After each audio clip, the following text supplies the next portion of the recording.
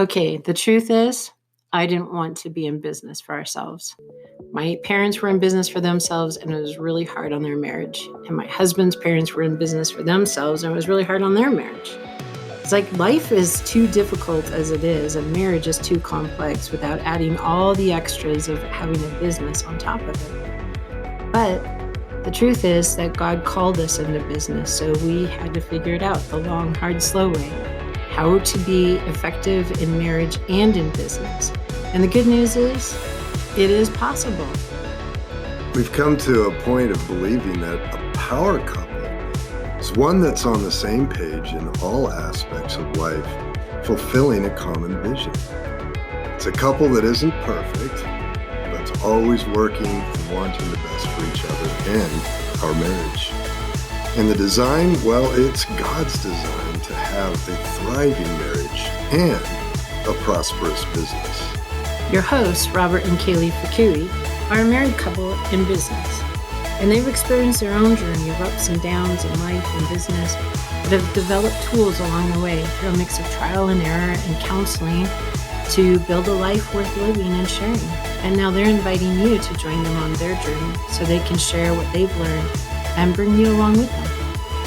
Over the coming episodes, you'll hear from Robert and Kaylee, as well as other power couple guests, to equip and encourage you to build a thriving marriage and prosperous business. It will be one part marriage coaching, one part business consulting. You may laugh, cry, shout, or cheer, but we mainly want to encourage you in your journey as husband and wife and business owner. You will learn a few things along the way as well. Welcome to the Power Couples by Design podcast.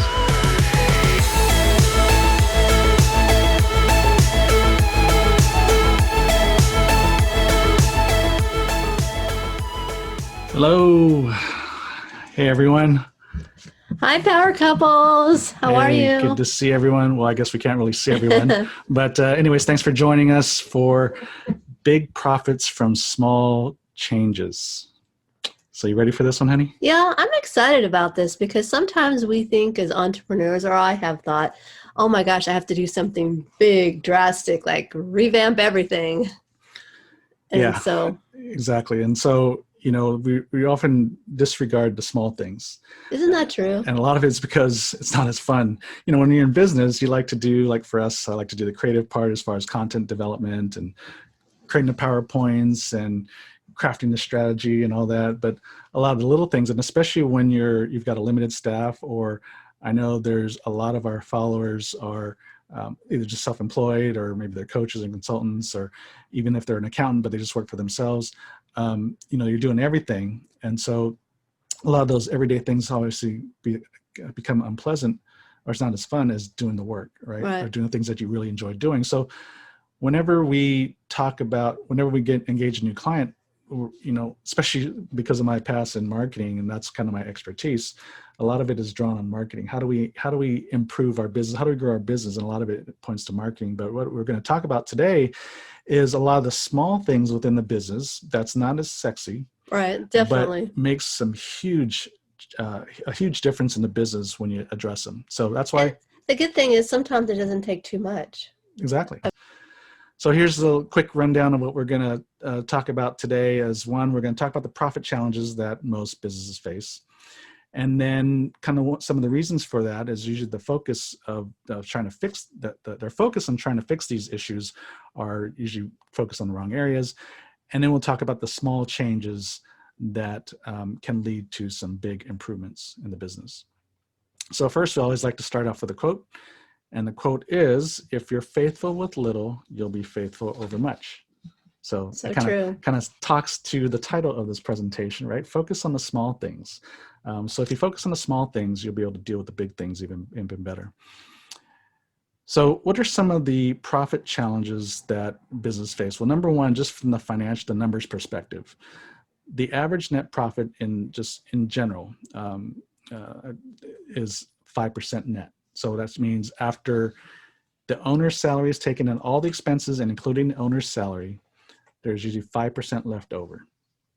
Okay, and so that's usually not enough in general to have enough left over to have these continual investments into the business to improve the business, whether that's purchasing new software, subscriptions, or hardware, or even getting a bigger space if they're running out of space, even hiring for more help, right? So the 5% net is actually too small. Our goal is 15% of sales should be a net profit after owner's salary. And I put that owner's salary in there because a lot of times when we have a new client, especially when they're smaller business, I look at the profit and loss statement and I'll see a net profit of like 20%.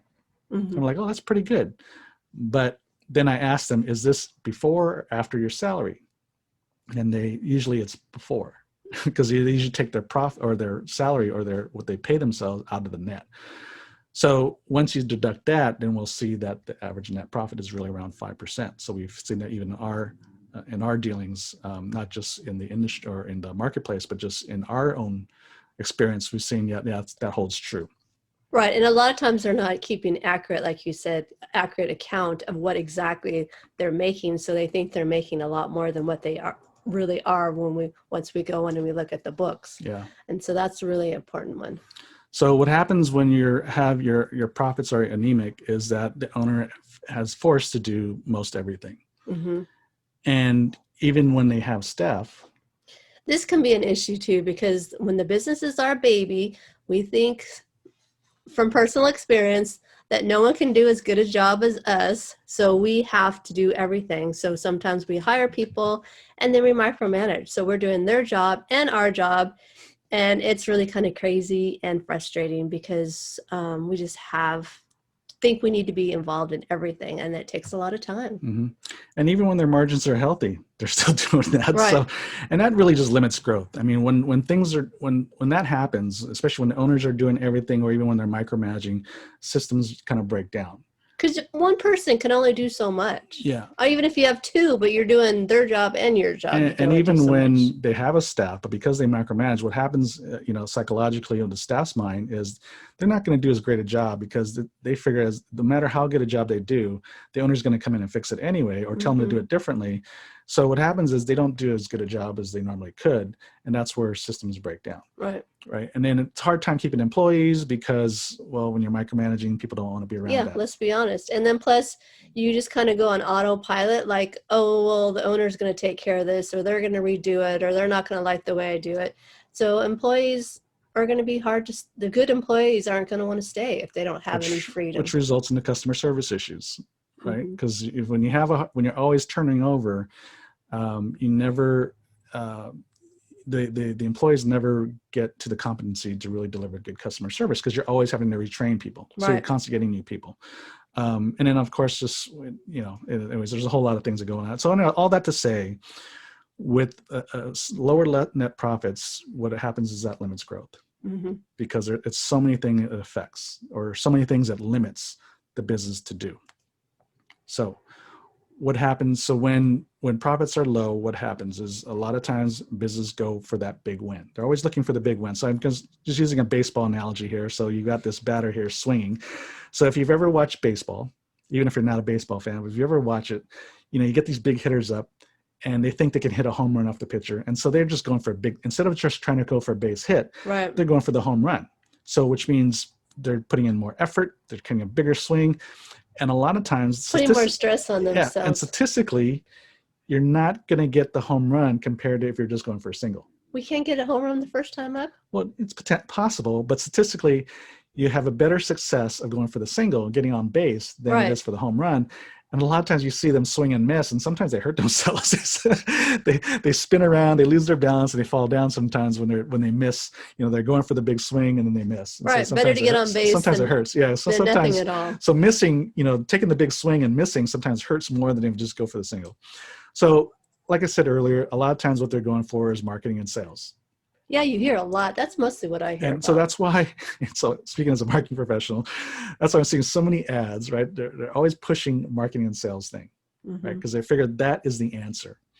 Now that can be part of the answer, but the first thing we're always looking for in every business is we look at the smaller things in the business, right? So marketing and sales are always looking for, how do we do marketing better? How do we get more customers? How do we get the bigger clients? How do we just focus on getting more? Whenever profits are low or when business are struggling, they're always thinking about, how do we get more sales, get more customers, right? So I think there's a quote coming up here. More is not always the answer, but it's not that it can't help, right? Because, getting more customers is good. But whenever you're struggling, you should always look at first, how do we improve margins?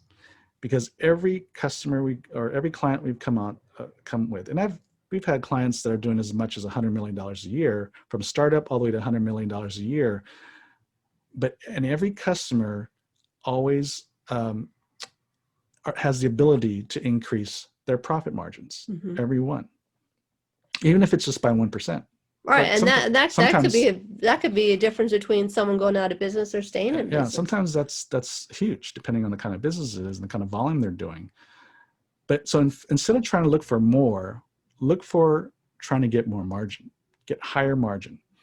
That can resolve a lot of issues, and so we're going to give some examples of that. But so focus on the small things. So hope you, looking at this picture, I hope you recognize, the tortoise and the hare. Right? I think we all know that story, the tortoise and the hare. So business is not a sprint, it's a marathon. But a lot of times our actions and how we try to improve the business is more short-term thinking than long-term thinking. So the small things we're going to talk about that you should start to focus on have short-term implications, but it definitely has long-term implications, because these are long-term fixes.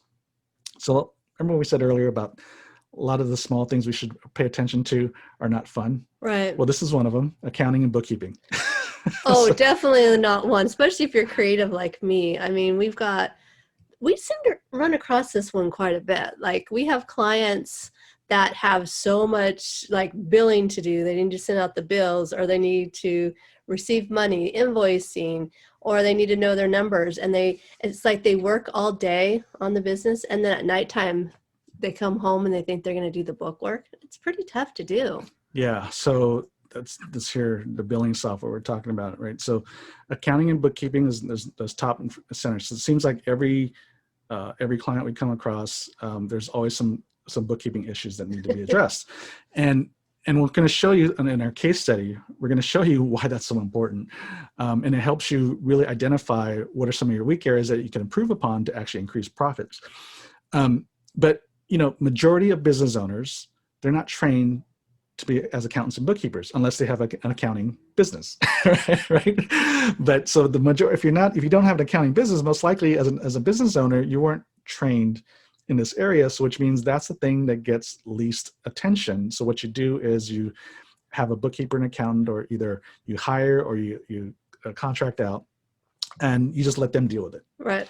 And you just want to make sure there's money to be paid the bills and you have some money left over for you. That's about as far as the attention goes a lot of times.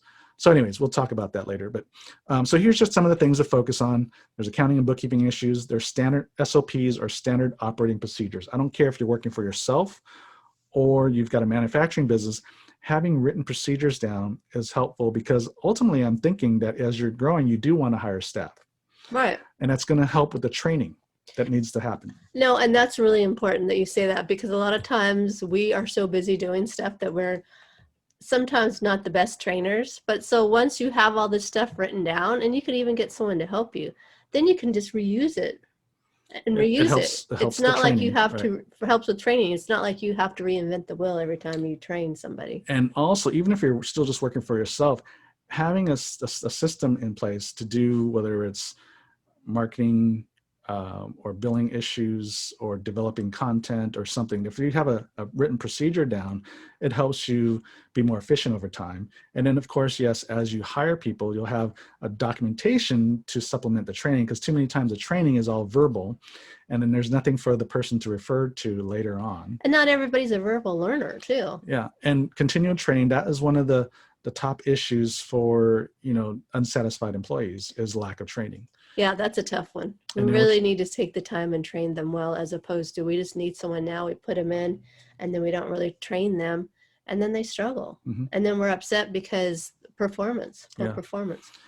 And in billing software, I mean, we have a client right now, they have to bill to insurance companies, medical insurance companies. And as you said earlier, sometimes the owners do a lot. So in this case, we have a client right now that she does all the billing late afternoon into the evening. She brings it home. Mm-hmm. And one of the billing softwares that we're looking at currently could, as she puts it, could reduce 80% of her time. And then she could have money coming back into her business as opposed to bills sitting on the desk waiting for her. Exactly. And believe it. So that there's accounts payable issues, right? So that impacts cash flow. Right. And that's stressful. So I think she said that she's got potentially, she doesn't know this for sure exactly, but based on the stack, she's guessing she's got about $20,000 worth of unpaid payables. Right. Or receivables. I'm sorry, receivables, accounts receivables. Mm-hmm. So those are about $20,000 she has not billed the insurance company yet. And she's not able to stay on top of all the new ones coming in. Yeah. So even if you're independent, you're a coach, whatever, I mean, just with making sure you're automating, not just invoicing your clients, but then maybe having automated reminders and so forth. And there's also billing companies that will collect on receivables as well. And so sometimes even paying somebody else to do it, because that can take some load off your plate in order for you to do more things that are more productive for the business. And then regular meetings with you and your staff, and especially as married couples with each other. And I know we've got, Pam and Bill on the call right now, that they have their monthly meetups, marriage meetups. Right. I think they have a book on that. So I think we should get that. So the regular meetings are so important to stay on the same page, so the staff knows exactly what's expected for the week and just to be up to date. I was kind of surprised how important those meetings are, because you are very, you would put it on the schedule every week, and they really have turned out to be very beneficial. Yeah, it just keeps everybody on the same page. It keeps me on track. And it keeps everybody on track, right? And also accountable and all that kind of stuff. And then I know what's going on for the week and what we're working towards. Yeah. And all these little things that we're talking about, there's something, when I say little, they actually, billing software, training, SOPs, that's not a little task. Right. But it pays such huge dividends later. It's kind of a lot of these things are just kind of a one-time thing to do. But all these things really add to the customer service and the customer experience. When you have, just SOPs and continued training, just that alone, and regular meetings with your staff, ultimately that impacts the customer experience. And so that improves, right? And then you become more efficient. Efficiency is huge. A lot of these things we're talking about is creating a more efficient business, so that when you create efficiencies, then you get more time. Right. Because that's the two things that seems business owners have less of is time and money, right? Or margin, in this case, time and margin, or time and money. So these things go hand in hand. But as you create efficiencies in your business, you have more time back, and it's actually going to increase more margin of even money. And a better customer experience, like you said. Right.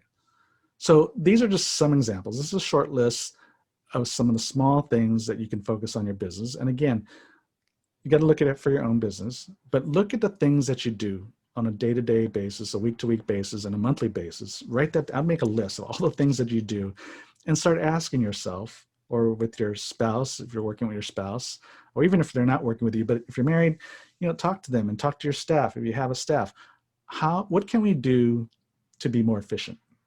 Is the bottom line. And you might be surprised. They'll probably come up with some stuff you hadn't thought about before. Yep. And that bottom line does hit the bottom line. Okay. So let's talk about the case study here. So this is a case study, and it's on a construction business. And I use this, we have construction clients, but it also, a lot of the elements in a construction business hits any type of business, whether you're a service-based business, as like coaches or consultants or accountants or whatever, or lawyers, or you have more of a product-based business, like you could do manufacturing or you're a reseller or whatever. But a construction business has a lot of elements of both, because they're really a service business, but they're also building things. So, which means there's materials and supplies and inventory issues as well as labor issues, right? So this example is a construction business, and let's say they're doing a project they're charging $50,000 for. Now, at the end of all the materials and all the cost of goods and labor and all that stuff to subtract, they have a gross profit of $10,000, or 20% gross profit, right? So out of this $10,000 of the gross profit, that goes to pay the operational expenses, all those fixed expenses like rent and licensing, subscriptions, utilities, phones, all that's going to, all the kind of fixed costs, right? So out of the gross profit goes to pay the fixed costs. So this is the example we're going to use. And what we want to do is we're going to give you an accounting example, how we look at the accounting to understand how do we increase margin, because that's kind of what we're going to try and do. So we got to break down the price, we got to break down the materials and supplies and inventory, and we got to break down the labor. Oh, we have to put labor in there? Yeah, exactly. So let's see here. Where we go. Okay, so what we do is, and this number can change. You can pick any number you want, but what we try to do is to increase margin, and we do a 5% strategy. Okay, and then for some businesses it's different, but we're just going to go, for the sake of this discussion, we're going to use a 5% strategy, and we'll explain that as we go along here. So here is the, profit and loss. Down to the gross profit level so we have $50,000 in sales, as I mentioned, and the materials and supplies for this project cost $25,000, and there was $15,000 in labor. All the construction people they pay, or even contractors they pay, comes out to $15,000 in labor. That leaves a gross profit of the $10,000, or 20%, as we shared earlier, right? So now what we're doing is we want to look at how do we improve that gross profit? Is there a way to increase that gross profit? So now I want to make sure, because I can see some of you that are in certain coaches or in service-based business like ourselves, and you may not have a staff that you're paying labor costs to, but you do pay yourself ultimately, right? So even if you're working for yourself, it's so important, even when you're working with a client, when you're coaching a client, that whatever you're charging, you always got to also put a number to what is your time worth, right? What are you going to pay yourself? And put that number in, and then whatever, if there's other fees that might be involved, put that in. And then what's left over, your gross profit, that is supposed to go to pay your operational expenses, your fixed expenses, as well as have money left over, your net profit, to be able to reinvest back into the business. And so here's where a lot of service-based business, especially when you're not actively paying on payroll, or so whenever they're quoting a price, they don't usually subtract their labor costs, their own labor costs, right? They're saying, okay, I'm charging $150 an hour. That's fair, right? But obviously $150 an hour isn't going into your personal bank account. A lot of that is going to pay other expenses into your business. So you got to say, what is reserved to actually pay myself out of that $150 an hour, right? And so that should automatically go in your bank account. Yes, you do deserve to pay yourself. Get paid. Yeah, exactly. So what happens is when that doesn't get included, ultimately what we see is that's why most business, especially like consultants and coaches, don't charge enough. So because they're not really actually factoring their own labor costs in that $150 an hour to figure out what am I really going to get paid, and then how much is left over that's going to be adequate to pay the operational expenses. Okay, that makes sense. So here's the after. So what we did was did a 5% price increase. Now, we have a whole pricing thing. We even did a podcast on this. But a 5% price increase is not a big deal. When you look at this $50,000 project, if you're going to charge $50,000 or $52.50 or $52.5, it's not going to make it or break it. Yeah, if you're spending that much money already. Yeah, and especially like we have a client in construction right now where this is kind of what we're talking about, is basically around a 5 to 7% increase, actually more. But when you break it down, it's actually not that big a deal for the customer. So anyways, a 5% increase. In this case, we're going to do a 5% increase. And then on the materials and supplies, we're going to find a way to get a 5% decrease in the cost of the materials and supplies. Now, it can be a variety of things. There could be two ways you go about getting this decrease in the costs. Is one, finding a cheaper supplier, right? A source for the supplies, but also in the case of like restaurants and construction is less waste, because sometimes you just purchase more than you really need. And so if you have a better accurate forecast and people that, don't make as many mistakes and waste materials and supplies, if you create better efficiencies in how you use the supplies and have less waste, then you won't be purchasing as much, because once you purchase it, then what happens to it? Like there's another client, construction client, that they had this whole backyard full of all their stuff. Oh yeah, just all this from past leftover or projects, too much right? stuff they ordered. So, I mean, that's all money. Right, just sitting there. That's all money. So, so less waste is another way. So it's not necessarily just reducing the price of what you're paying for some of your supplies, but it's also how do you have less waste? So that can decrease your costs. So 5% increase in price, a 5% decrease in your costs of materials and supplies, and then a 5% decrease in your labor. Now, in this case, we're not talking about paying your people less or even paying yourself less. What we're talking about is how to increase the efficiency so we can finish the project in less time or just on time. Because a lot of times, especially in construction, a lot of times you go over what you've bid. So whenever you've had lost time or it takes more time than you budgeted for, then you've lost money. But how can you just be on time or even finish in less time? How do you be more efficient with your labor? Yeah, like it might just be streamlining things. Create more output with less. So that's where we talked about the efficiencies in the past, right? So that's where a lot of building in these efficiencies that we talked about in the previous discussion, that's where it comes up over here. So this is where the owner needs to free up some of his time so he can think about these things and try and come up with the more efficient ways. Yeah, exactly. So a lot of times in a lot of business, when they go to cost cutting, especially in labor, they're talking about cutting people or cutting salaries or whatever. The first thing I always like to look at is how do we just be more efficient with what we have? Right. And create more output without having to add more labor. So like, especially for coaches and consultants, you're figuring out, well, how do I do that? Because I charge hourly. If I finish faster, then I will be charging less, right? I'll be making less money. So that's where it goes. I always advise coaches and consultants is don't charge hourly, because then it becomes a price game, because then they can go to another coach, and if they're charging less, they'll go with them. Right. It then becomes a price war. What we charge is by project and by outcome. And we just kind of give these flat fees of here, if you want help in this area of your marriage and business and your business, this is what we charge. These are our fees. And we'll figure out, how much time we think it's going to take on average, but a lot of times it doesn't take as much time, right? So that's how we increase your margin, is you charge kind of a fee-based as opposed to hourly based, especially in service-based business. So that's an area where you'll be able to increase efficiencies that way. So what happens here? You'll see here, after the 5% price increase and the decrease in cost of materials and decrease in the labor costs, we had a new gross profit of $14,500 as opposed to $10,000. So that increased the percentage of gross profit from 20% to 27%. But when you look at just the actual numerical increase of essentially adding $4,500 to your gross profit, that's a 45% increase in your gross profit. That's a lot. Yeah. So if I were to say, so that's why the accounting math is a little bit different. A lot of times we'd say, 5%, increase 5%, decrease 5%, decrease 5%. People are thinking, okay, we created an increase of 15%.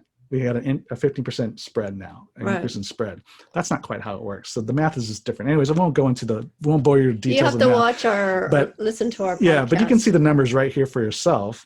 Is the 5% increase in price, the 5% decrease in cost, and 5% decrease in labor increase the gross profit to by $4,500, or a 45% increase. That's really big. So think about that. Project after project, you're creating these bigger margins, and it doesn't take a lot, right? Just from the numbers, it's not big. And then a lot of these things we're talking about. So as we're looking at, if the first thing we do is we'll look at the income statement, right? And so we'll ask the question, how do we decrease the cost in these areas? And that's when we get into nitty-gritty, the details. This is the stuff that's not fun, right? How do we, we have to have better control of inventory. We have to be able to project better of how much stuff that we do need. How do we create efficiencies in labor? By creating those SOPs, by having better trained people, offering better customer service, All those things go This into is stuff creating. that we step in and help people with. Yeah. So these are all the things that create better efficiencies in the company that ultimately hits the bottom line. Because as we like to say, is every part of your business has a dollar sign to it. Right? Think about it. Every part of your business does have a dollar sign to it. Even your own time, even when you're not charging for it, but you got to factor in, what is my time worth? Even when I'm not charging, billable time as a coach, you have to work on the other stuff, but your time is still worth some money. So you got to figure out ways to build efficiencies so you don't have to do as much of the other tasks that don't create income. So anyways, all right. So that's the 5% strategy. And that, looking at the numbers and then start asking the questions of how do I make even just small improvements here and there? And that can be applied to any part of the business. So we're looking at this as a whole, but you can apply these like 5% strategies or 7% strategies, even if you're just looking at one specific area in your business, in operations or marketing. You say, how do we improve in just by a little percentage here and there in different facets of our business? So our summary. The thing you hate may be the thing you need to do. Because if you've been avoiding certain tasks to do in the business, it might be a sign that's the thing you need to tackle, because it will make a difference in your business. It will hit the bottom line. Small, consistent changes yield big results. Right? Yeah. Anything to add to this, Honey? I think a lot of times with this, we think, we can't afford to hire somebody to do this. But at the same time, if you'd be surprised, because sometimes, when you do hire with our clients, when they do have hired someone, say, that do the bookkeeping, which they said they couldn't afford to have someone do, they hired somebody and it freed them up to be able to go out and do something that they're passionate about, that they love, and something that they make really good money doing. It frees them up time to be able to do those things. Yeah. So I think statistically, the market research shows that a little over 70% of the business owner's time is doing things that are kind of in the business stuff, activities, as opposed to on the business, more the big picture stuff, things that are really going to drive growth. And even for us, whenever we've spoken at events or I've spoken at entrepreneurial events or universities, I'll just do a poll of the business owners and say, how much, what percentage of your time do you think is focused on just daily activities as opposed to the things that really drive growth? And that you love. Even just our own poll, it's usually around 60%. Yeah. So it's definitely, I think owners are self-aware that they're spending a lot of their time on things that really don't drive growth in the business. It's things that needed to do, of course, but it doesn't drive growth. So you got to figure out how to unload as much of that as possible, which goes, I guess, to was it last month's, or we did a podcast on increasing time and margin. Yeah. So listen to that. So we go into more depth on that. So anyways, this is the summary. The thing you hate may be the thing you need to focus on. And just remember, small, consistent changes yield big results. And the thing is consistent changes, right? Right, but you need time and space in order to do that, to think about these things and to be able to reflect and come up with some innovative ideas. Thank you for listening to the Power Couples by Design podcast. We'd love to stay connected with you and provide valuable resources and encouragement for your marriage and business. So you can subscribe to this podcast, connect with us on Facebook, Instagram, or go to our website, powercouplesbydesign.com, and get some of our free stuff. One of those free resources is our 8 steps to a thriving marriage and prosperous business cheat sheet. We're here to help you build a thriving marriage and prosperous business. God bless you in your marriage, and see you next episode.